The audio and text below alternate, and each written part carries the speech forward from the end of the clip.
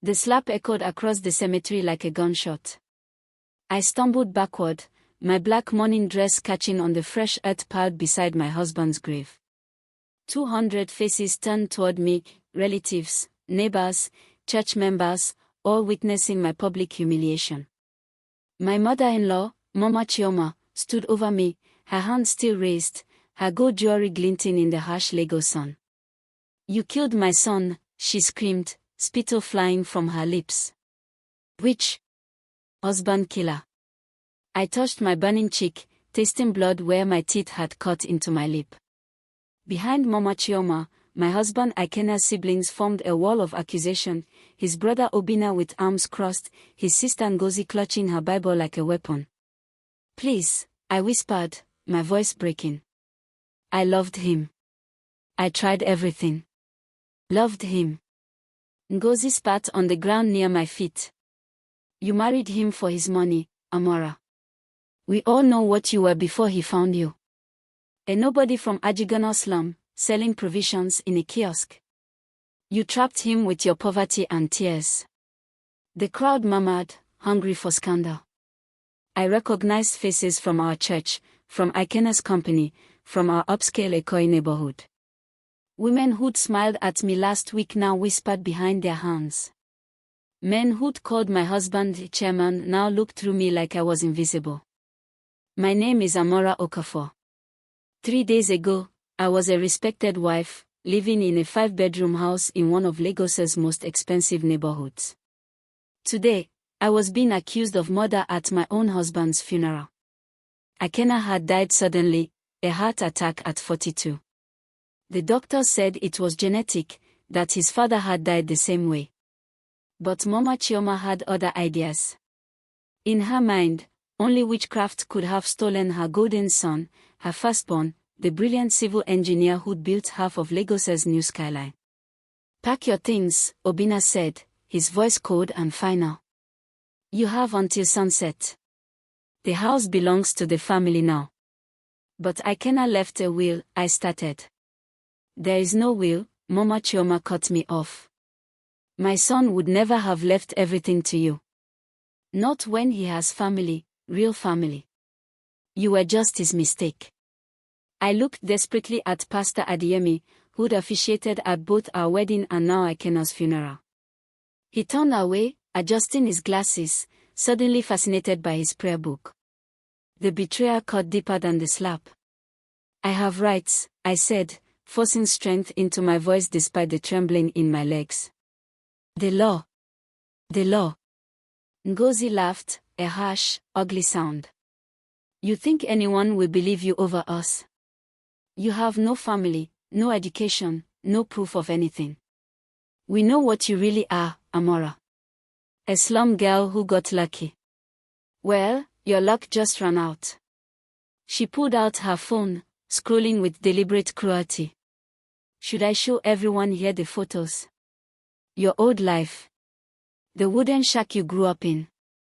Your mother who sold fish at the market before she died." Shame burned through me, hot and suffocating. Yes, I'd come from poverty.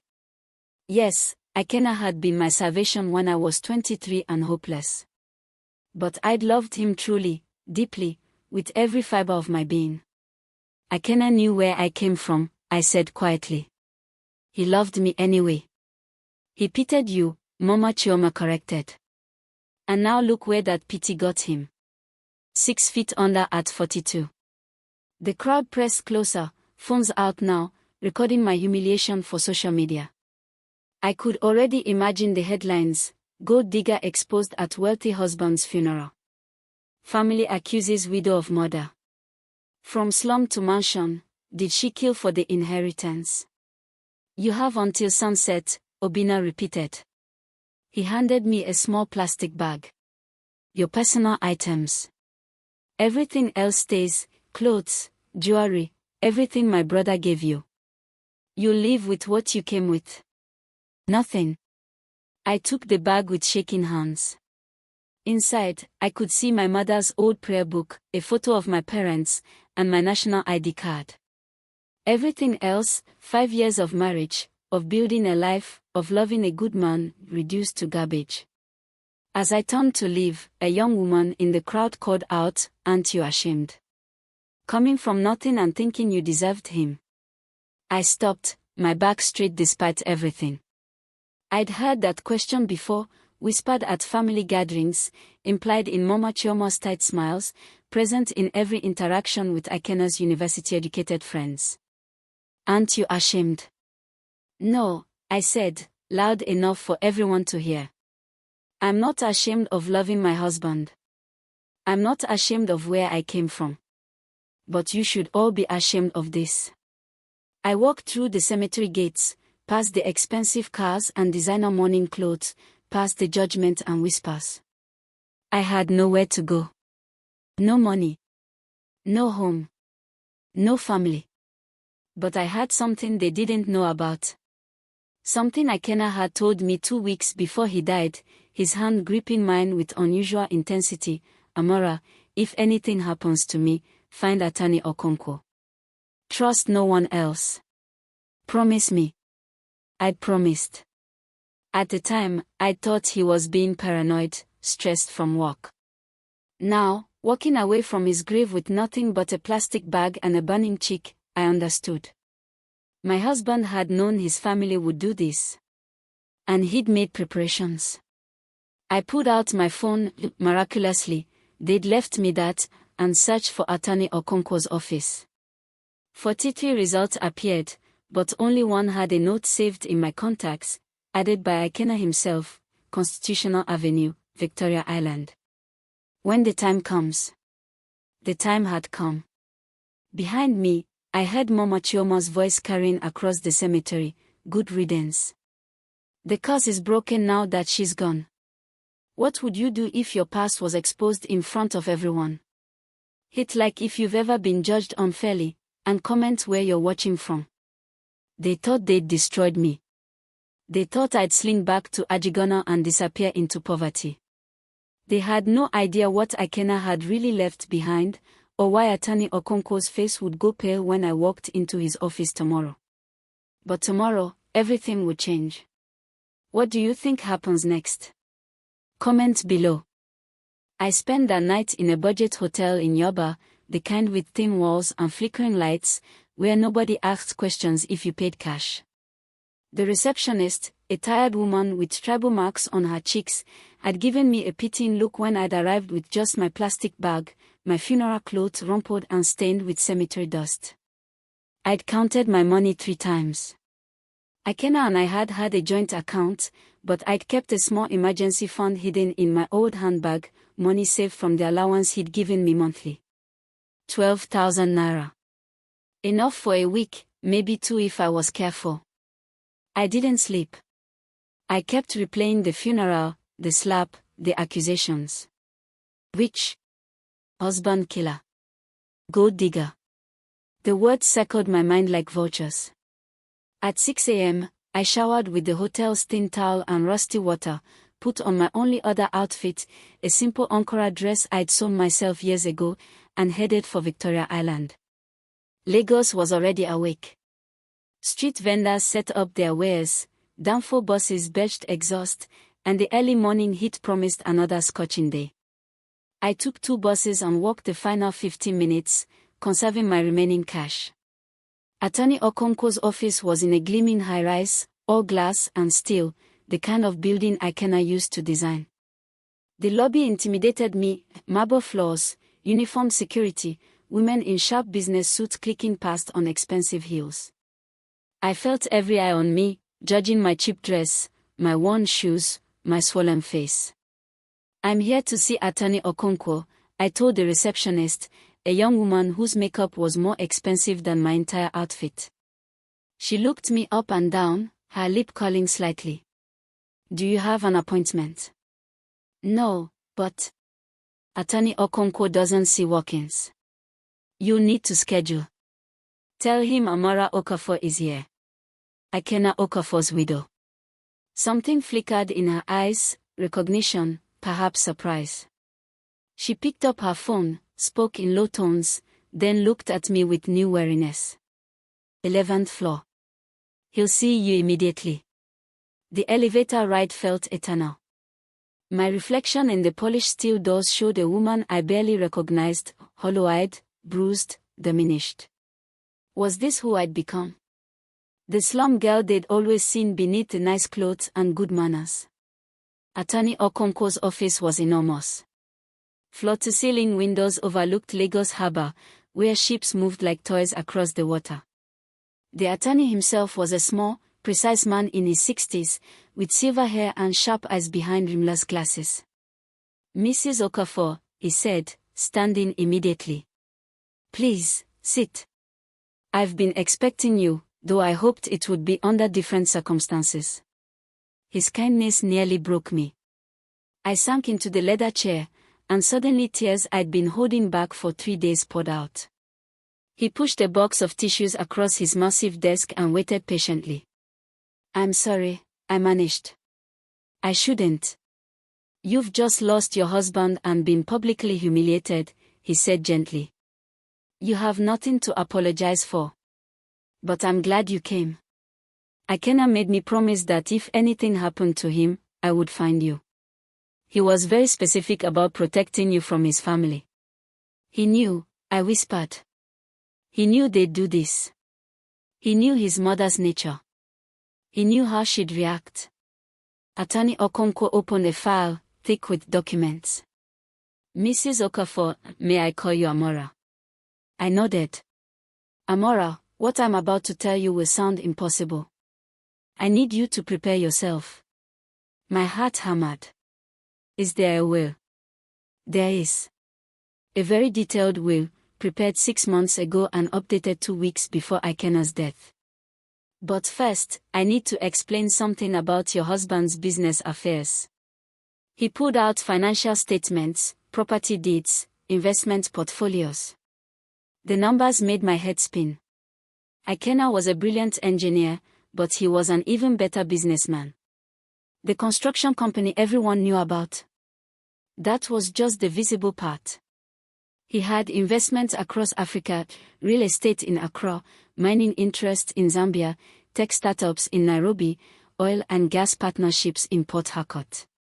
He owned buildings, land, and businesses most people never knew about. I stared at the documents, unable to process. "But the family said." "The family knows nothing," Attorney Okonkwo said flatly. Ikenna kept his real wealth private. He learned early that his mother and siblings only valued him for money. So he gave them enough to keep them satisfied, paid for Obina's car dealership, funded Ngozi's boutique, bought his mother her house in Lekki, while building his real empire separately. He slid a single sheet of paper across the desk. At the top, in bold, total estate value. The number had so many zeros I had to count twice. $117 million. The room tilted. I gripped the desk, my vision tunneling. "Breathe," Attorney Okonkwo said calmly. "Just breathe, Amora. That's not possible. We lived comfortably, but not like this." Ikenna lived below his means deliberately. He didn't want the attention, the pressure, the constant demands. He wanted a simple life with you. With me. The slum girl. The nobody from Ajigona. "And the will?" I asked, my voice barely audible. Attorney Okonkwo smiled, and there was something fierce in it. "Every single thing goes to you. 100%. His mother gets nothing. His siblings get nothing. There are charitable provisions, scholarships for poor children, medical clinics in underserved communities, but the bulk of the estate, the properties, the businesses, the investments, it's all yours." I couldn't speak. Couldn't think. This had to be a dream, or a cruel joke. "There's more," he continued. Ikenna left letters. "One for you, which I'll give you now. And one for his family, to be read only after the will is executed." He was very clear about that. He handed me an envelope, cream-colored, expensive paper. My name in Ikenna's familiar handwriting. "Read it," Attorney Okonkwo said gently. I'll give you privacy. He left the room. With trembling hands, I opened the envelope. My dearest Amora. If you're reading this, I'm gone, and I'm so sorry to leave you. These past 5 years with you have been the happiest of my life. You gave me something my family never could, real love, without conditions or calculations. I know my mother has hurt you. I know what she thinks of you, how she's always made you feel small. That's why I've made these provisions. You deserve security, freedom, and the ability to never let anyone make you feel ashamed again. The money isn't important, you are. But the money will protect you from them. Don't let guilt make you generous to people who've been cruel. They had their chances. I gave them businesses and opportunities, and they squandered everything while treating you like an outsider. Build the life you dreamed of. Help others the way you always wanted to. Be the amazing woman I fell in love with, but now with the resources to make your compassion limitless. I love you. I always will. Forever yours, Ikenna. I folded the letter carefully, pressed it to my chest, and let myself cry, not from grief now, but from something else. Vindication. Relief. Love. Attorney Okonkwo returned, giving me time to compose myself. What happens now? I asked. Now, we formalize the will. It requires a reading with the family present, that's Nigerian law for estates of this size. I've scheduled it for tomorrow at 2 p.m. They've been notified. My stomach clenched. They'll fight this. Mama Chioma will never accept. Let her fight, he said, and his voice was still. The will is ironclad. Ikenna used the best legal minds in Nigeria to ensure it couldn't be challenged. But Amora, I need to warn you, tomorrow will be ugly. They'll say terrible things. They may threaten you. You need to be prepared. I thought of the slap, the accusations, the humiliation at the funeral. I'm prepared, I said. I've already survived the worst they can do. Attorney Okonkwo's expression suggested I was wrong, but he didn't argue. Get some rest. Come tomorrow at 1:30. We'll go over everything before they arrive. I left his office walking on air, the letter pressed inside my old handbag. On the street below, Lagos churned with its usual chaos, hustlers and business people, beggars and millionaires, everyone scrambling for their piece of survival. I'd been one of the scrambling masses once. Maybe I still was, in my heart. But tomorrow, everything would change. I found a small restaurant, ate jollof rice and chicken for the first time in days, and allowed myself to imagine, what would Mama Chioma's face look like when she learned the truth? Don't forget to like, subscribe, and share this story with someone who loves emotional drama. The thought made me smile, then laugh until I cried again, but this time, with something that felt dangerously close to joy. The next day, I arrived at Attorney Okonkwo's office at exactly 1:30 p.m., wearing a borrowed suit from a sympathetic hotel staff member who'd heard my story. It was slightly too large, but it made me look respectable, professional. Battle armor. Attorney Okonkwo spent 30 minutes preparing me. They'll be shocked, he warned. Expect denial, then anger. Mama Chioma may become volatile. I've arranged for security to be present. Security. My confidence wavered. Standard procedure for contested estates. Don't worry, they're discreet.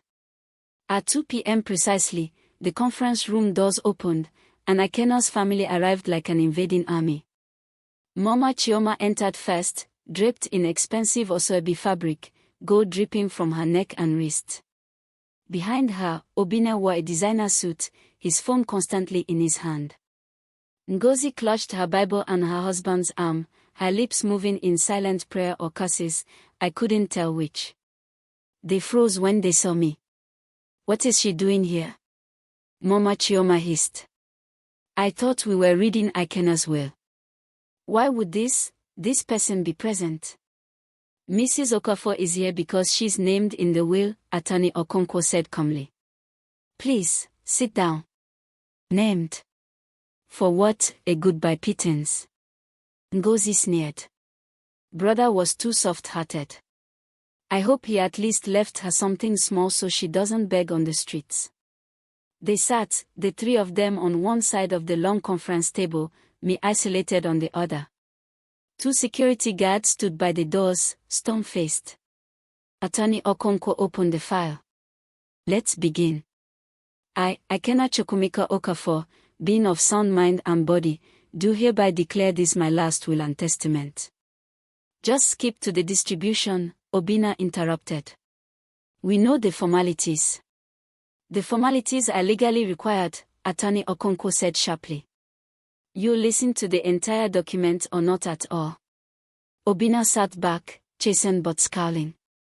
The attorney continued reading, provisions for charities, scholarships, medical clinics. Mama Chioma tapped her fingers impatiently. Ngozi checked her watch.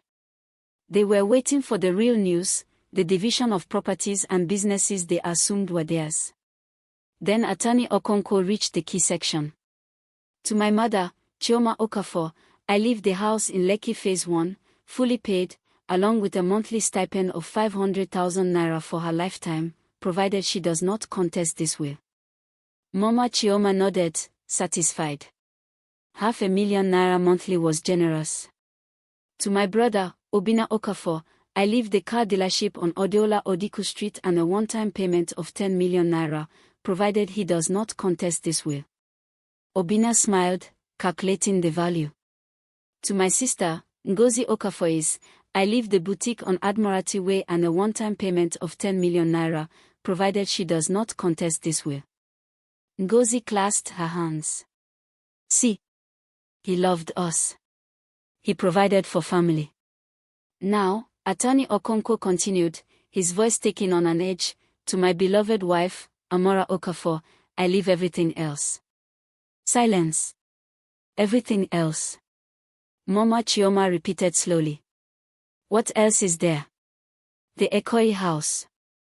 I leave to Amora Okafor, Attorney Okonkwo read with deliberate clarity, all remaining properties, including but not limited to, residential properties in Ekoi, Victoria Island, Banana Island, and Abuja, commercial properties in Lagos, Port Harcourt, and Accra, Ghana, all business holdings including Okafor Engineering and Construction Limited, Okafor Investments Ltd., and Okafor Properties Development. Wait, Obinna interrupted, his smile fading. Those are family companies. They can't all? All mineral rights and partnerships in Zambia and South Africa, all technology investment portfolios in Kenya and Rwanda, all offshore accounts and investment funds, all vehicles not otherwise specified, all personal effects, and all financial assets including savings, stocks, bonds, and liquid assets. Attorney Okonkwo looked up.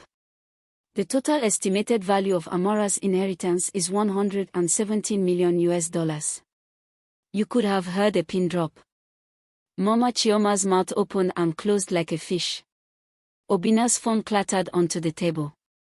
Ngozi's Bible slipped from her hands. That's not possible, Mama Chioma finally whispered.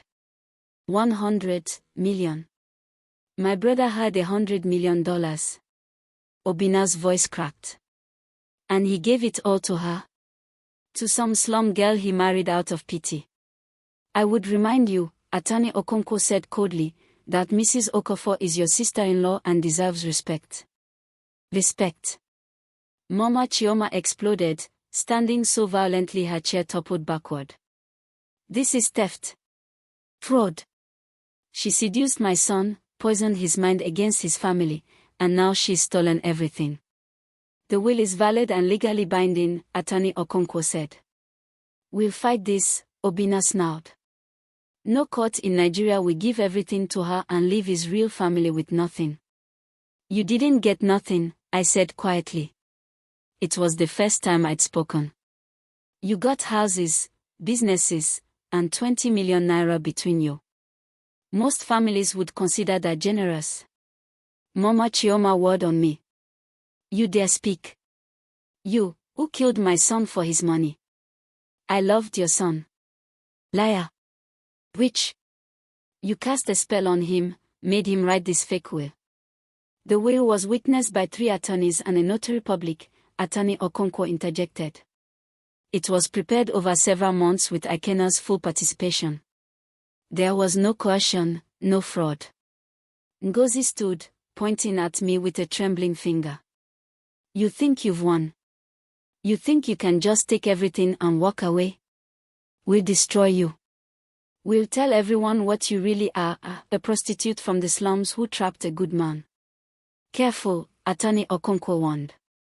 Defamation carries legal consequences. I don't care. Ngozi screamed. She doesn't deserve this. She's not even educated. She can't even manage that much money. Then you'll be pleased to know, Attorney Okonkwo said smoothly, that Ikenna appointed a financial advisory team to assist Amora if she wishes, though she has full authority over all decisions. He thought of everything. Obinna leaned forward, and his expression turned calculating. Let's be reasonable. Amora, you're a simple girl. This money will overwhelm you. People will take advantage. Let us help you manage it, we are family, after all. We can split the assets fairly, and everyone benefits. No, I said simply. No. His friendly tone evaporated. You're ungrateful. Do you know how many people we can turn against you? Our family is connected. Politicians, judges, business people. We can make your life hell. If you contest the will, Attorney Okonkwo said, you forfeit everything Ikenna left you. The houses, the businesses, the stipends, all of it reverts to Amora's control. He was very specific about that clause. Mama Chioma's eyes blazed with pure hatred. You planned this. You knew what was in the will. That's why you took his death so calmly. You were counting his money before he was even called.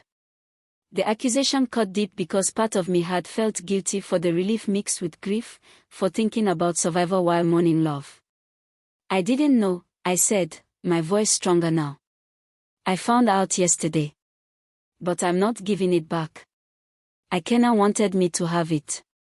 He wanted me to be free from people who judge me for where I came from instead of who I am. Who you are. Mama Chioma's laugh was razor sharp. You're nobody.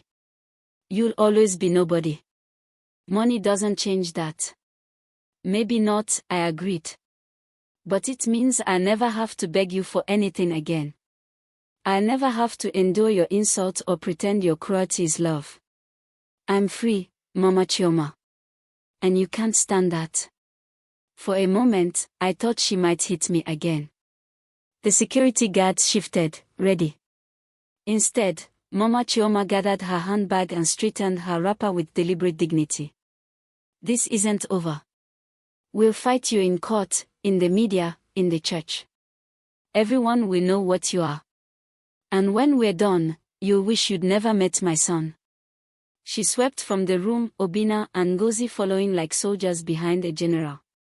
When the door closed, I realized I was shaking. You did well, Attorney Okonkwo said. That took courage. What happens now? Now. He smiled grimly. Now they'll try everything to destroy you. Character assassination, legal challenges, social pressure. But the law is on your side. And Ikenna prepared for this. He handed me another envelope. This is the letter Ikenna wrote to his family.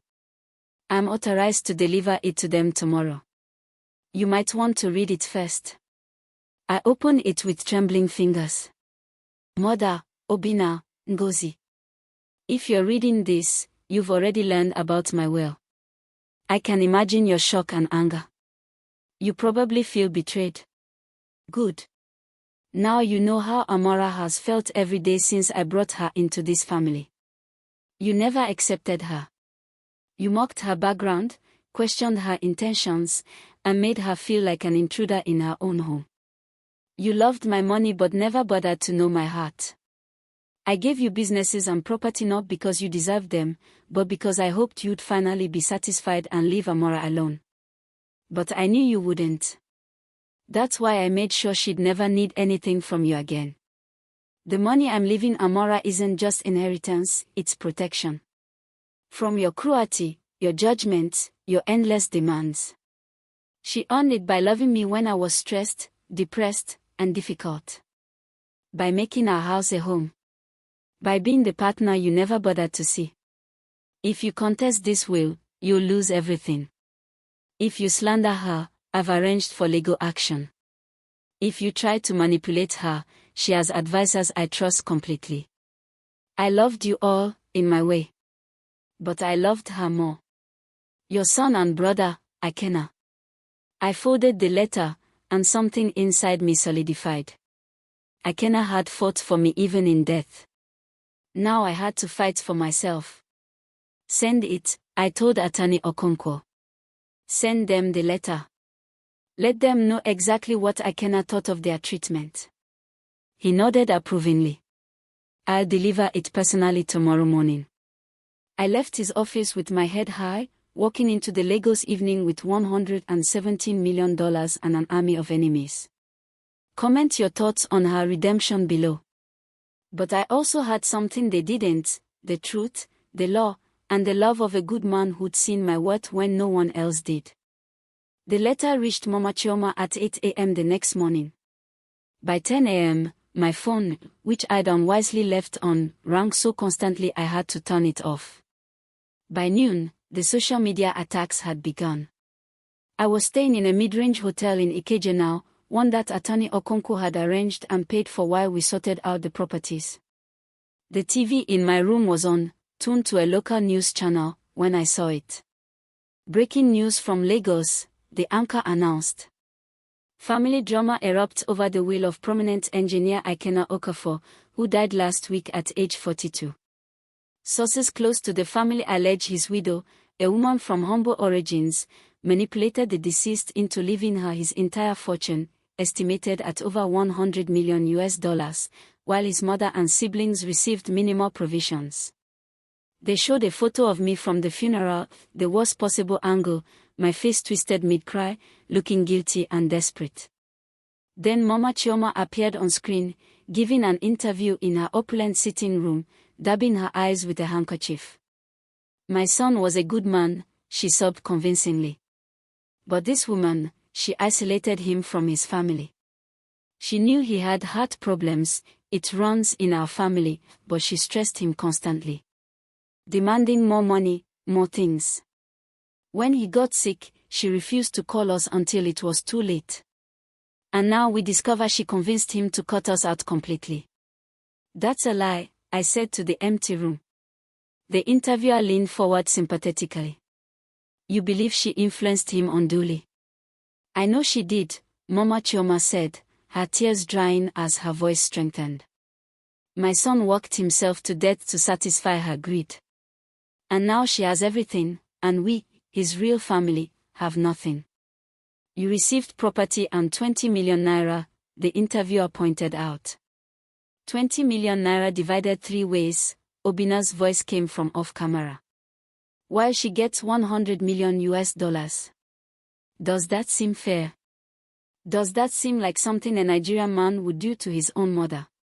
The interview cut to Ngozi standing outside a church, surrounded by supporters. We're asking the Christian community to pray for justice, she said piously. This woman came from nothing, married into our family, and has now stolen everything. It's not just about money, it's about principle. What message does it send when gold diggers are rewarded? The comments on social media were vicious. She's a witch. She probably put something in his food. These girls from the ghetto are all the same. She trapped him with pregnancy then had an abortion. Somebody needs to investigate her. My hands shook as I scrolled through the hatred. They were destroying me systematically, painting me as a villain in a story where I'd only ever tried to be a good wife. A knock on my door made me jump. Through the peephole, I saw a hotel manager. Mrs. Okafor, he said apologetically when I cracked the door open. I'm sorry, but we're going to have to ask you to leave. We've received calls, threats, actually. People saying they'll protest here if we keep housing you. It's not good for business. Threats. My voice came out small. What kind of threats? Does it matter? He had the grace to look ashamed. I'm sorry. We'll refund your payment. But please, you need to be gone by evening. I called Attorney Okonkwo immediately. I saw the interview, he said grimly. They're playing dirty. Don't worry, we'll file for defamation and harassment. But in the meantime, I'm arranging a safe place for you. One of Ikenna's properties that the family doesn't know about, a penthouse in Lekki Phase 1. You'll be secure there. They are calling me a murderer on national television, I said, my voice breaking. How do I fight that? By staying silent for now, he counseled. Don't give interviews, don't respond on social media. Let them overreach. The more outrageous their claims, the easier it will be to prove defamation. But people believe them. Some people will always believe the worst. But Amora, and I need you to hear this, you have resources now. Real resources. We can hire the best PR firm in Lagos, the best lawyers, the best security. You're not alone anymore. He was right. I was crying in a hotel room, acting like the powerless girl I'd always been. But I wasn't that girl anymore. Okay, I said, steadying my voice. What do we do first? First, we get you to safety. Second, we file legal actions against anyone making false claims. Third, we prepare a comprehensive response that shows the truth, that Ikenna was a brilliant businessman who made his own decisions, that you had no idea about the extent of his wealth, and that his will reflects his genuine wishes. Will that be enough? With documentation, witness statements, and medical records showing his mental competency when he signed the will. Yes. But Amora, this will take time. Maybe months. Can you endure that? I thought of Ikenna's letter, his faith in me, his love that had looked past my origins and seen my worth. I can endure it, I said. For him. The penthouse was stunning, all glass and modern furniture, with a view of the Lagos lagoon that took my breath away. Attorney Okonkwo had arranged for groceries to be delivered and for a security guard to be posted discreetly in the building. This was Ikenna's sanctuary, he explained. He'd come here when work was stressful. He wanted you to have it. After he left, I wandered through the rooms, touching Ikenna's books, his favorite chair, a framed photo of us from our honeymoon in Zanzibar. We looked so happy, so young, so certain that love was enough. My phone, which I turned back on, buzzed with a text from an unknown number. You think you're safe? We know where you are. We know everything about you. Give back what you stole, or we'll destroy what's left of your reputation. I blocked the number, then blocked 10 more that sent similar messages. But they kept coming, flooding my phone with vitriol. Then, among the hate messages, one stood out, Amora, this is Chidinma from your old neighborhood. I saw the news. Don't let them break you. You were always kind to everyone here. We remember. Stay strong. Chidinma. I remembered her, a girl who'd sold vegetables next to my mother's fish stall. We'd been friends before Ikenna, before everything changed. More messages followed from people I'd nearly forgotten. Sister Amora, this is Brother Ton from your old church. We are praying for you. Amora, it's Auntie Ngozi from the market. That family is lying. Everyone here knows you're good. Tears blurred my vision, but this time from something other than despair. I wasn't alone. While the wealthy and connected turned against me, the people who'd known me when I had nothing remembered the truth. I called Attorney Okonkwo back. I want to do something. Something for my old community. Can we set up one of those scholarships Ikenna mentioned? For girls from Ajigona who want to go to university. "We can do more than that," he said, and I could hear the smile in his voice. "We can announce it publicly. Show people who you really are. Won't that look like I'm buying good publicity? Let me worry about optics. You just tell me, how much do you want to commit?" I thought about the number Attorney Okonkwo had shown me. $117 million. More money than I could spend in 10 lifetimes. $5 million, I said. For a foundation. Scholarships, medical care, business grants for women from poor communities. Everything Ikenna mentioned in his will and more. That's substantial. It's what he would have wanted. And it's who I want to be, not someone hoarding money while people suffer, but someone using resources to lift others up. I'll draw up the papers. We'll make the announcement next week. That night, I slept better than I had since Ikenna's death. I was beginning to understand what he'd given me, not just money, but power. The power to help people, to create change, to prove that I was more than the accusations being thrown at me. But the next morning brought a new attack. Ngozi held a press conference outside her church, flanked by pastors and church elders.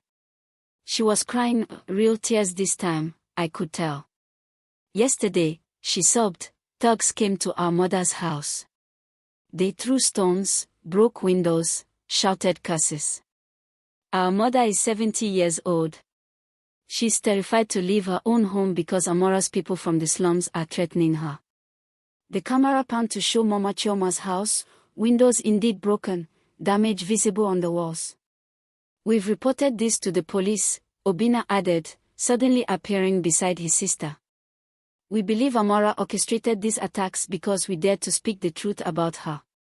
She wants to intimidate us into silence." My phone rang. "Attorney Okonkwo. Tell me you didn't." "I didn't," I said frantically. "I would never. I don't even know anyone who would do something like that." "I believe you. But this is bad, Amora. They are framing you for violent harassment. The police are already investigating. Can they arrest me?" "Not without evidence. But the publicity damage is severe. You're going from gold digger to dangerous criminal in the public narrative." I felt the walls closing in. Every move I made, they countered. Every truth I tried to tell, they drowned out with louder lies. What if? I stopped, the idea forming. What if they did it themselves? Broke their own windows to make me look bad? That would require proof, Attorney Okonkwo said carefully. But it's not impossible. These kinds of situations can bring out extreme behavior. Let me hire a private investigator. If they stage this, we'll find evidence. The investigation took 3 days. 3 days of hiding in the penthouse while the media called me everything from murderer to mob boss. 3 days of watching my reputation shredded while I remained silent on legal advice. Then the investigator called. "We have them," he said. "Security footage from a neighbor's camera shows Obinna and 2 men throwing rocks at the house at 2 a.m. They wore hoodies, but facial recognition matched. And one of the men is Obinna's business partner, easy to verify. They staged the whole thing." Attorney Okonkwo moved with lightning speed. Within hours, he'd called another press conference, this one featuring me for the first time since the funeral. I was terrified. The media room was packed with reporters, cameras, hostile faces. I wore a simple black dress, minimal jewelry, trying to look dignified rather than wealthy. Attorney Okonkwo stood beside me, his presence reassuring. "Thank you for coming," he began.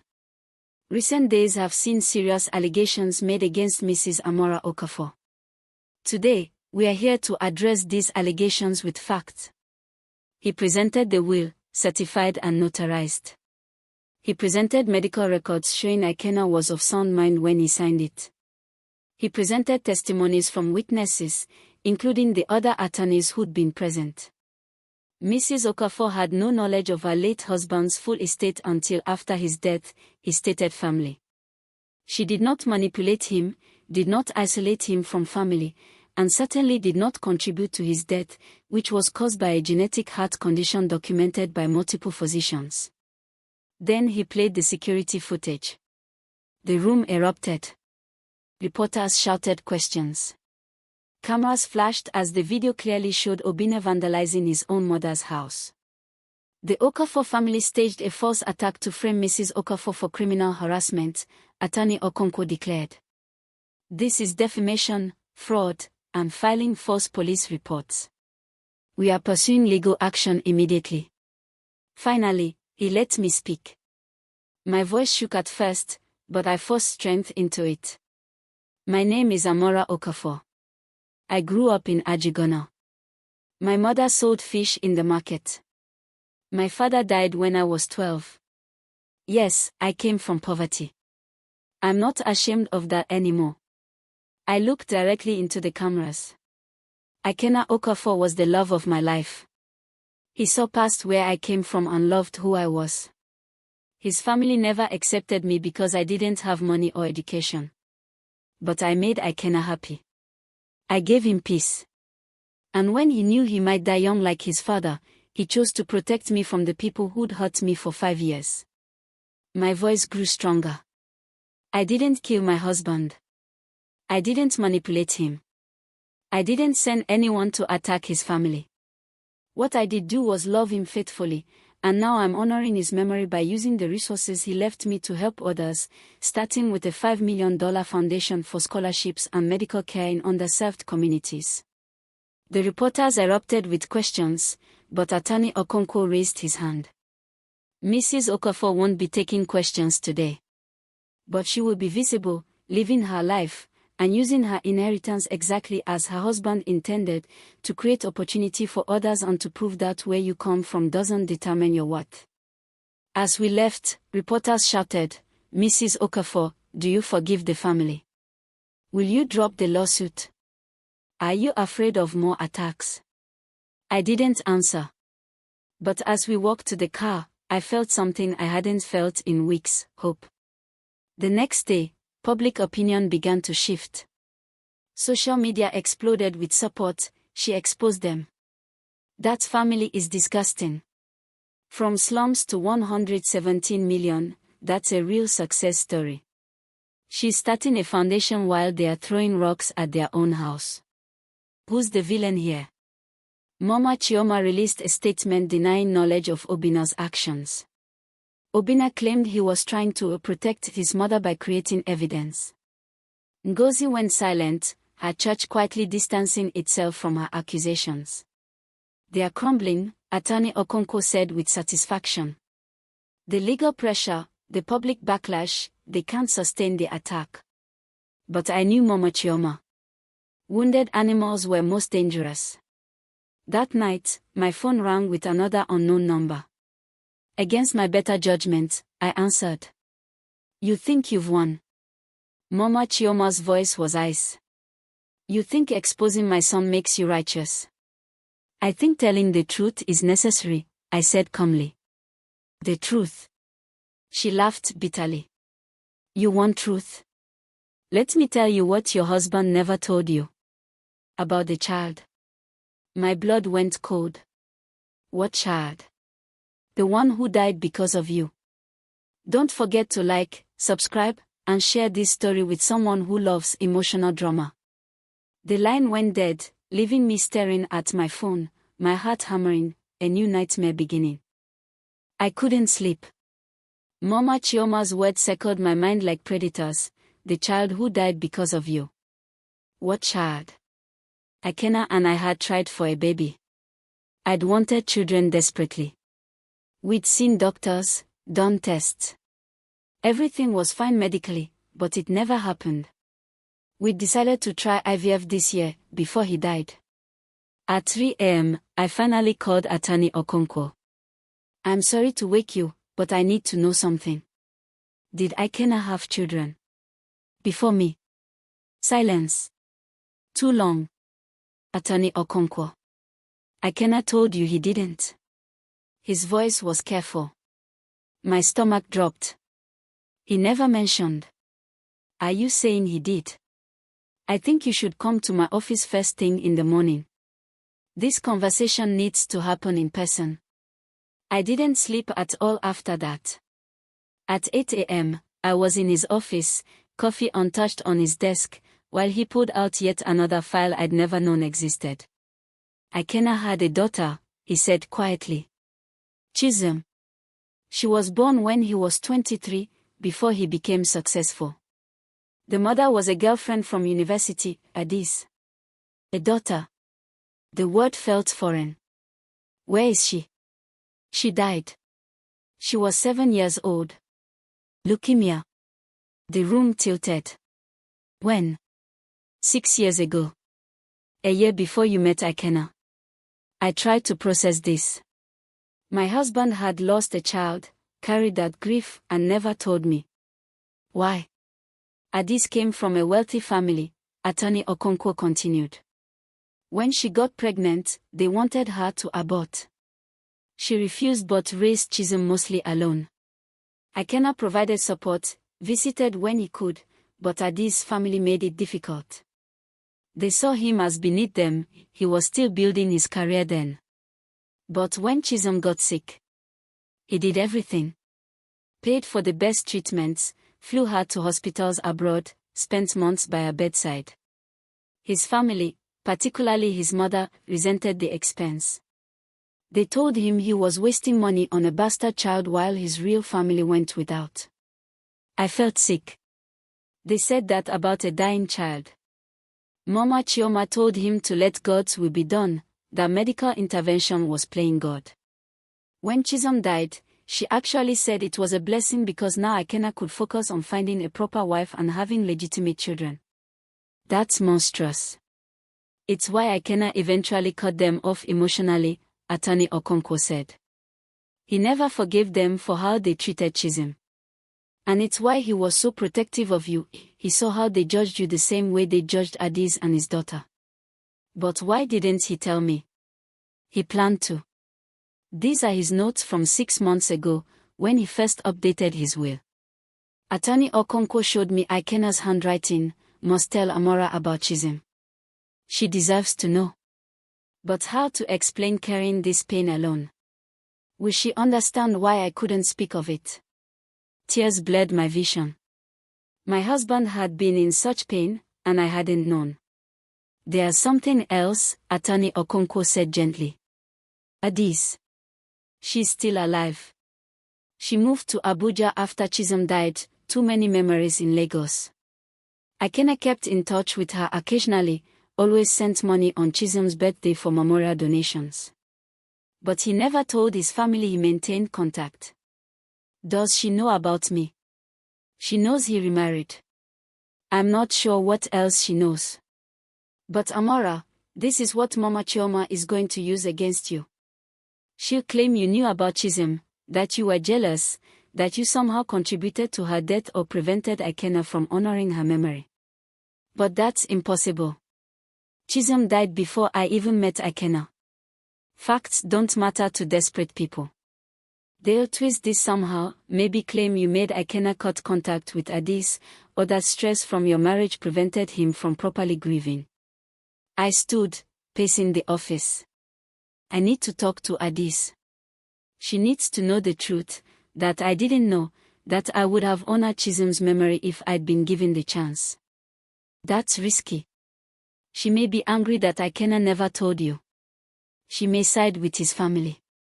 Or she may be the one person who understands what Ikenna went through with them, I countered. It's a risk I have to take. Attorney Okonkwo gave me Addis' number reluctantly. Be careful. Grief makes people unpredictable. I called from his office. The phone rang 4 times before a woman's voice answered, professional but wary. Hello. Addis. My name is Amora. I am Ikenna's wife. Silence. Then, I knew who you are. I saw the news. The will reading, the family drama. Quite the inheritance. Her tone was bitter. I pressed forward. I need to talk to you about Chisholm. I just found out. Found out. She laughed harshly. You were married to her father for 5 years and just found out about her. That's convenient. It's the truth. Ikenna never told me.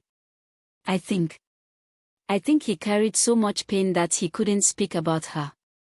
Or maybe, Adis said coldly, he was ashamed. Ashamed of having a child with someone his family disapproved of. Ashamed of his sick daughter who cost him money and reputation. That's not fair, I said, my voice shaking. From what I understand, he did everything for her. Until she died. Then he moved on pretty quickly, didn't he? Found a nice new wife, started a new life, erased us from the story. He mourned her, I insisted, though I had no evidence. He must have. How would you know? You said yourself he never mentioned her. I had no answer to that. The silence stretched between us. Finally, Adi sighed. Why are you calling, Amara? What do you want from me? The truth. Ikenna's family is trying to destroy me. They mentioned Chisholm, implied I had something to do with her death. I need to understand what really happened so I can defend myself and honor Ikenna's memory properly. Another long pause. His family are vipers. They told Ikenna that treating Chisholm was a waste, that he should let her die and save his money for future children with a proper wife. His mother actually visited Chisholm in the hospital once and told her she was a bastard who was draining her father dry. Horror washed over me. She said that to a dying 7-year-old. She said it loud enough for Chisholm to hear, even if it was technically addressed to me. That's who you're dealing with. That's who Ikenna spent his whole life trying to please until he finally realized they were incapable of love. Then help me, I pleaded. Help me show people who they really are. Not for me, for Ikenna. So his memory isn't tainted by their lies. What's in it for me? The question was blunt but fair. What do you want? I want Chisholm remembered properly. I want a memorial, a proper headstone. Ikenna paid for the funeral but kept it small because his family refused to attend. I want a scholarship in her name. I want her life to have meant something beyond pain and loss. Done, I said immediately. All of it. I'll fund a scholarship program specifically for children with medical needs. We'll create a memorial. Whatever you need to honor her. Just like that. You have that kind of money now. I have the money Ikenna left me. And I want to use it the way he would have wanted, taking care of the people he loved. Adi's voice softened slightly. He did love her. Despite everything, he was a good father when they let him be. It's why I can't fully hate him, even though he kept you in the dark. Will you meet with me? Face to face. Why? Because if I'm going to honor Chisholm, I need to know who she was. And because I hesitated, then pushed forward. Because you knew a side of Ikenna I never did. The side that suffered and grieved and fought for his child against impossible odds. I need to know that man, even though he's gone. You really didn't know, Adi said, and it wasn't a question anymore. About any of it. I really didn't. And I'm so sorry. Sorry you went through it alone, sorry Chisholm suffered, sorry Ikenna felt he couldn't share this with me. Maybe he was protecting you, Adi said thoughtfully. That family crushed everyone they touched. Maybe he wanted one pure thing in his life, a marriage that wasn't haunted by their cruelty. Maybe. But now I need to face them. And I'd like you beside me when I do. That's a big ask. I know. But Adis, they are going to use Chisholm as a weapon. I need to show people who this child really was, what she meant to her father, and how his family treated her. Otherwise, they'll twist the story into something ugly. Another pause. Then, I'll come to Lagos. But on one condition, when we face his family, you let me speak. Let me tell them exactly what I think of them. Deal. One more thing, Adis added. The inheritance. I'm not asking for any of it, but I want you to know, Ikenna set up a trust for Chisholm before she died. ₦1 million, for her future education. When she died, he donated it all to a children's cancer ward. He did the right thing. He tried to, I agreed. He was trying right up until the end. We arranged to meet in 3 days. Attorney Okonkwo was skeptical but agreed to arrange a second press conference, this one featuring the full truth about Chisholm. The family will go nuclear, he warned. Exposing how they treated a dying child. That's going to generate serious backlash against them. Good, I said firmly. They've spent weeks destroying my reputation with lies. Time they faced the truth. But that night, I got a call that changed everything again. It was the hospital where Ikenna had died. A doctor I'd never spoken to. Mrs. Okafor. This is Dr. Emeka. I was one of the physicians who treated your husband. I need to speak with you urgently. About what? About his death. There's something about his medical records that doesn't add up. I think. Mrs. Okafor, I think you need to see this in person. Tonight, if possible. My blood ran cold. Are you saying his death wasn't natural? I'm saying, the doctor replied carefully, that someone needs to ask questions that weren't asked before. Can you come? I grabbed my bag, called my security guard, and headed to the hospital, my mind racing. Ikenna's heart attack.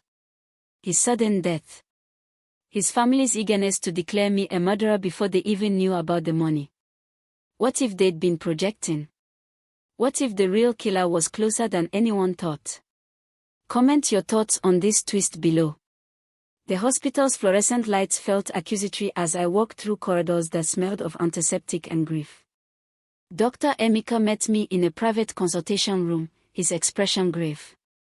I need you to understand, he began, that what I'm about to tell you is extremely sensitive. I could lose my license for sharing this without proper authorization. Then why are you? Because I'm a doctor first. And something about your husband's death has been bothering me since the moment it happened. He pulled out a file. Ikenna's talk screen. Standard procedure for sudden deaths in patients under 50. The initial results showed nothing consistent with cardiac arrest. But I ordered a second, more comprehensive screen. It took weeks to come back. He showed me the results. Chemical names I didn't understand. What am I looking at? Traces of a drug called digoxin. It's used to treat heart conditions, but in high doses, it can cause heart attacks, especially in people with underlying cardiac issues. The room spun. Are you saying someone poisoned him? I'm saying, Dr. Emeka chose his words carefully, that digoxin was found in his system at levels inconsistent with therapeutic use. The question is whether he took it himself accidentally, or whether it was administered by someone else. Did Ikenna have a prescription for this drug? No.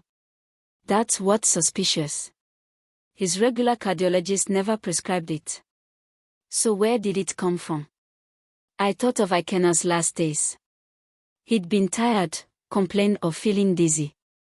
I thought it was work stress. His family had visited that last week. Mama Chioma had brought him soup, insisting he eat properly. Ngozi had prepared tea. Oh God, I whispered. His family. They were there. They brought him food. I can't make accusations, Dr. Emeka said quickly. But someone should investigate. And Mrs. Okafor, you need to be careful.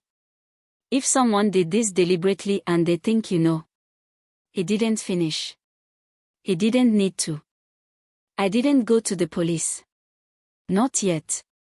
Attorney Okonkwo advised extreme caution. Accusations of murder require ironclad proof, he said. Right now, we have suspicious toxicology, nothing more. If we accuse them without hard evidence, they'll bury us in defamation suits, and the criminal case will go nowhere. But if they killed him, then we need to be smart. We need them to reveal themselves. So we set a trap. The press conference was announced, Amora Okafor to reveal full truth about late husband's family and hidden daughter. Every media outlet in Lagos was invited.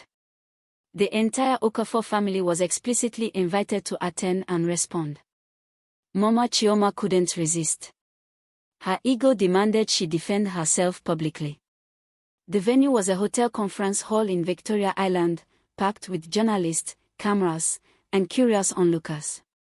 I sat on the stage beside Attorney Okonkwo and Adiz, who'd arrived from Abuja that morning. Adiz was elegant, composed, her grief worn like armor. She'd brought photos of Chism, a beautiful child with Ikenna's eyes and smile. The Okafor family arrived like royalty, Mama Chioma in expensive lace, Obinna and Ngozi flanking her like bodyguards. They took seats in the front row, Mama Chioma's expression one of supreme confidence. She thought she was coming to defend herself against accusations about Chism. She had no idea what was really coming. Attorney Okonkwo began by presenting the full timeline: Chism's birth, her illness, Ikenna's dedication to her care, and the family's horrific treatment of a dying child. Mrs. Ngozi Okafor told a 7-year-old cancer patient that she was draining her father's resources, Attorney Okonkwo stated flatly. Mrs. Chioma Okafor refused to visit her dying granddaughter because she was illegitimate. Mr. Obinna Okafor suggested to his brother that the money spent on treatment would be better invested in real estate. The audience gasped. Cameras swiveled to capture the family's reactions. Mama Chioma stood, outraged. Lies. All lies. We loved that child. You told me, Adiz said, her voice cutting through the noise like a blade, that Chism was a burden and a mistake. You said it to my face in the hospital. You said God was punishing Ikenna for his sins by giving him a sick child out of wedlock. I was speaking theologically. You were speaking like a monster, Adiz finished. And now you have the audacity to use my daughter's memory to attack her father's widow. You have no shame. Ngozi jumped up. You're just bitter because Ikenna chose a proper wife eventually. Sit down, Attorney Okonkwo commanded, his voice like thunder. All of you. We are not finished. He presented evidence, hospital records showing Ikenna's sole financial responsibility for Chism's care, witness statements from nurses about the family's callousness, even a recording that Adiz had kept, Mama Chioma's voice clearly telling Ikenna he was wasting money on that bastard child. The media frenzy was immediate. Reporters shouted questions. Social media exploded in real time with condemnation of the family. But I wasn't done. There's one more thing, I said, standing. My voice shook, but I forced it steady. Something that connects all of this. Ikenna's death. The room went silent. My husband died of a heart attack. That's what we were told. A genetic condition. Nothing suspicious. I paused. But a comprehensive toxicology screen found something interesting. A drug called digoxin in his system, at lethal levels. A drug he wasn't prescribed. Mama Chioma's face went ashen. Obinna and Ngozi exchanged panicked looks. I'm not making accusations, I continued, though everyone knew I was. I'm simply stating facts. Someone gave my husband a drug that caused his heart to fail. Someone who had access to him in his final days. Someone who visited often, brought food and drinks, insisted he consume them. This is outrageous. Mama Chioma shrieked. You're accusing us of murder to cover your own guilt. Then you won't mind, Attorney Okonkwo said smoothly, cooperating with the police investigation we are formally requesting. All your movements in the week before Ikenna's death, all food and drink you prepared or brought to the house, all medications in your possession. We don't have to cooperate with anything, Obinna snarled. This is a witch hunt. Actually, a new voice interrupted, you do. A police commissioner walked onto the stage, flanked by officers. Based on the medical evidence presented by Dr. Emeka and confirmed by an independent pathologist, we're opening a formal investigation into the death of Ikenna Okafor. We'll need statements from all family members, particularly those who had contact with the deceased in his final week. Mama Chioma stumbled backward. Ngozi started crying, real tears now, not performance. Obinna looked frantically for an exit. This is persecution. Mama Chioma screamed. She's using her money to frame us. Money I inherited legally, I said coldly. Money Ikenna left me because he knew exactly what kind of people you were. He watched you treat his dying daughter with cruelty. He endured your judgment of me for 5 years. And in the end, I think he knew you might try to hurt me, or worse. We loved our son. Ngozi sobbed. We would never. You loved his money, Adis cut in. That's all you ever loved. And when you realized he'd cut you off, that Amora was getting everything, you decided to take matters into your own hands. Prove it. Mama Chioma spat. You have no proof. Actually, Attorney Okonkwo said calmly, we do. Or rather, we will. See, Ikenna was a careful man. After his daughter's death, he became paranoid about his own mortality. He installed hidden cameras throughout the house, for security purposes, he said. Those recordings still exist. This was a bluff. We had no such recordings. But the family didn't know that. Obinna cracked first. The cameras were offline. We checked, he stopped, realizing what he'd just admitted. The police commissioner nodded to his officers. Take them in for questioning. All 3 of them. The media erupted. Cameras captured everything, Mama Chioma screaming about injustice, Obinna trying to run, Ngozi collapsing in hysterics. Officers cuffed them carefully, reading rights, while journalists broadcast live to millions of viewers. As they were led away, Mama Chioma turned to me one last time. You destroyed this family. You and your poverty and your scheming. No, I said quietly. You destroyed yourselves. With greed, cruelty, and murder. I just made sure everyone knew the truth. After they were gone, the press conference continued for another hour. Adi spoke movingly about Chisholm, showing pictures of a vibrant child who deserved so much better. We announced the Chisholm Okafor Memorial Foundation, $10 million dedicated to helping families with children battling cancer. When it finally ended, Adis hugged me. Thank you, she whispered. For giving her memory the honor they never did. Thank you for trusting me, I replied. For believing I really didn't know. Attorney Okonkwo shook his head in amazement. I've been practicing law for 30 years. I've never seen anything quite like this. What happens now? I asked. Now. The police investigate. If they find evidence, and I suspect they will, given Obinna's sleep, they'll be charged. The case will take time, but the court of public opinion has already rendered its verdict. He was right. Social media was unanimous, #Justice for Mara, #Justice for Chisholm, #ToxicFamily. Every news outlet in Nigeria covered the story. International media picked it up, the poor widow, the scheming family, the hidden murder. But it was a post from Pastor Adeyemi that affected me most. The same pastor who turned away at the funeral now wrote, I was wrong about Amora Okafor.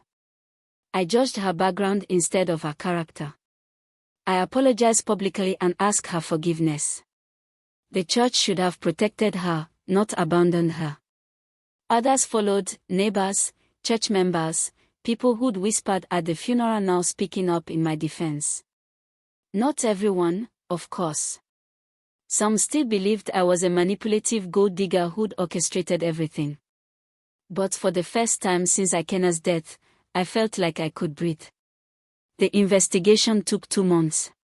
Forensic accountants traced a purchase of digoxin to a pharmacy near Ngozi's boutique. Security footage showed Obinna picking it up, forging a doctor's prescription.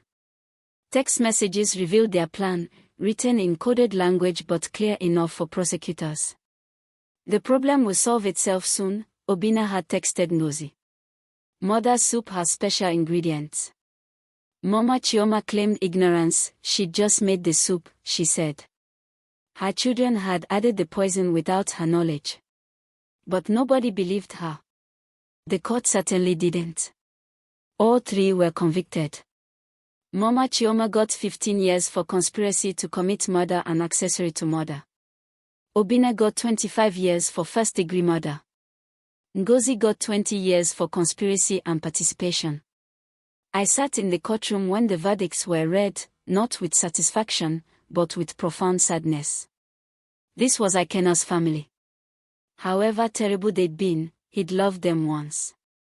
Adi sat beside me, squeezing my hand as Mama Chioma was led away, still screaming about injustice. "Do you feel vindicated?" she asked quietly.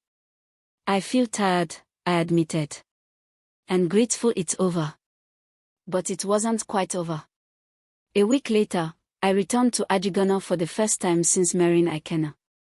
The streets were the same, crowded, chaotic, alive with commerce and survival. But I was different. I'd come to announce the opening of 3 new initiatives: the Chisom Okafor Medical Fund for families with sick children, the Amora Okafor Scholarship Program for girls from poor communities, and the Ikenna Okafor Community Development Center, offering free business training, medical care, and legal assistance. Standing in front of people who'd known me as the fish seller's daughter, wearing expensive clothes but feeling more myself than I had in years, I spoke from the heart. 5 years ago, I left this place feeling ashamed. Ashamed of poverty, ashamed of my background, ashamed that I needed a man to rescue me. I let other people make me feel small because I believed their judgments mattered more than my truth. I looked around at familiar faces: Chidinma, Brother Tond, Auntie Ngozi from the market, dozens of others who'd sent messages of support. But you reminded me who I am. When the world called me a gold digger and a murderer, you remembered the girl who helped her neighbors, who shared food when we had barely enough, who treated everyone with dignity regardless of their status. You saw my character when others only saw my bank account. I pulled out the plastic bag I'd carried from the cemetery, my mother's prayer book, the photo of my parents, my ID card. This is all I left Ikenna's house with. Everything else they took, thinking they'd broken me. But they couldn't take what my mother taught me, that dignity comes from how you treat people, not from what you own. They couldn't take what my father showed me, that honest work, no matter how humble, is honorable. And they couldn't take what this community gave me, the knowledge that I'm worthy of love and respect, regardless of where I started. Applause erupted, mixed with tears and shouts of affirmation. So today, I'm not coming back as someone better than you. I'm coming back as someone who got lucky, who wants to share that luck, who understands that the only difference between me and any girl growing up here is opportunity. Let's create more opportunities. Together. The community center opened the following month. It was beautiful, modern but welcoming, with medical facilities, classrooms, computer labs, and a library named after my mother. On opening day, over 1,000 people attended. Chidinma found me during the celebration. She was studying nursing now, funded by the scholarship program. "You know what the biggest miracle is," she said. "Not the money, not the buildings. It's that you came back." Rich people usually forget where they came from. I could never forget, I said honestly. This place made me who I am. That evening, I visited Ikenna's grave alone. The cemetery was quiet, the Lagos sun setting in brilliant orange and gold. "I did it," I told him, sitting on the grass beside his headstone. "I protected what you built. I honor Chisom's memory. I stopped your family from hurting anyone else. And I'm using everything you left me the way you wanted, to help people, to create change, to prove that compassion matters more than pedigree." I traced his name carved in marble, Ikenna Chukwumeka Okafor. Beloved husband, father, friend. He built bridges. "I understand now why you loved me," I continued, my voice thick with emotion. "Not because I was poor and needed saving, but because I saw you. The real you, beneath the money and success and family pressure. The man who grieved his daughter in silence. The man who wanted peace more than prestige. The man who believed people deserved second chances and opportunities. I placed fresh flowers on his grave, white lilies, his favorite. I forgive you for not telling me about Chisholm. You were protecting both of us from pain you'd already endured. But I wish I could have helped you carry it. I wish I could have honored her while you were still alive. The wind rustled through the cemetery trees, almost like an answer. I'm going to live fully now. No more shame, no more apologizing for existing. I'm going to build the life we dreamed about, helping others, creating opportunities, showing people that where you start doesn't determine where you finish. And I'm going to do it in your name and Chisholm's name, so that your love and her bright spirit continue changing lives long after grief has faded. I stood, brushing grass from my dress, not borrowed anymore, but mine. Bought with money I'd earned the hardest way possible, by surviving betrayal, fighting false accusations, and refusing to become the villain in someone else's story. As I walked toward the cemetery gates, my phone buzzed. Attorney Okonkwo had sent a message, final estate settlement complete. All assets transferred. You're officially one of the wealthiest women in Nigeria. How does it feel? I typed back, it feels like responsibility. Like opportunity. Like Ikenna knew exactly what he was doing. His reply came immediately, he always did. He chose well. I smiled, slipping the phone into my bag as my driver opened the car door. We headed back to the penthouse, my home now, filled with Ikenna's books and Chisholm's photos that Adis had given me. A shrine to the family I'd gained and lost, to the love that had transformed me, to the grief that had forged me into someone stronger. The media still followed me occasionally. Amora Okafor, the slum girl who inherited $100 million, was too good a story to fade completely. But the narrative had changed. Now I was the resilient widow, the generous philanthropist, the woman who'd overcome betrayal and false accusations to honor her husband's legacy. In interviews, they always asked, "Do you have any regrets?" My answer was always the same: I regret that Ikenna isn't here to see what we're building together. I regret that Chisholm never got the chance to grow up and change the world the way her spirit deserved. I regret that his family chose greed over love, cruelty over compassion. But I don't regret my background, my marriage, or fighting for the truth. Those things made me who I am. And who are you? They'd ask. I'm Amora Okafor. I sell hope now instead of provisions. I build futures instead of just surviving. And I refuse to let anyone, rich or poor, powerful or weak, make me ashamed of loving deeply and living honestly. 6 months later. The Chisholm Okafor Medical Fund had helped 73 families pay for cancer treatment. 12 children were now in remission because of care they couldn't have afforded otherwise. The scholarship program had sent 42 girls to university, with 100 more in secondary school receiving support. The community center in Ikenna served over 5,000 people monthly, medical care, legal assistance, job training, and a safe space for children to learn and play. I worked constantly, traveling between Lagos, Accra, and Nairobi to oversee projects. Some days I was exhausted, wondering if I was doing enough, if Ikenna would be proud, if one person could really make a difference against such overwhelming need. Then I'd receive a letter like the one from a mother whose son had survived leukemia because of the medical fund. "You are an angel sent by God. My son calls you Auntie Amora and prays for you every night.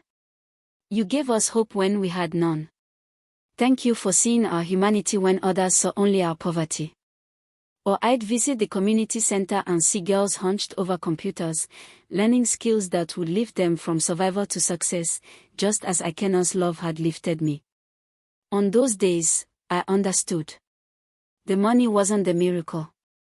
The miracle was being able to transform pain into purpose, grief into grace, betrayal into bridges that connected the forgotten to possibility. Mama Chioma wrote me from prison once. Just one letter, smuggled through a guard who hoped for a bribe. "You won, It read. You took everything, my son, my freedom, my reputation. I hope you're satisfied. I hope the money keeps you warm at night when you remember that you destroyed a family. I didn't respond. There was nothing to say to someone who still believed love was a competition and families were possessions to be controlled. Instead, I wrote to Chisholm, a letter I'd never sent but needed to write. Dear Chisholm, I never got to meet you, but I know you now through your mother's stories and your father's love.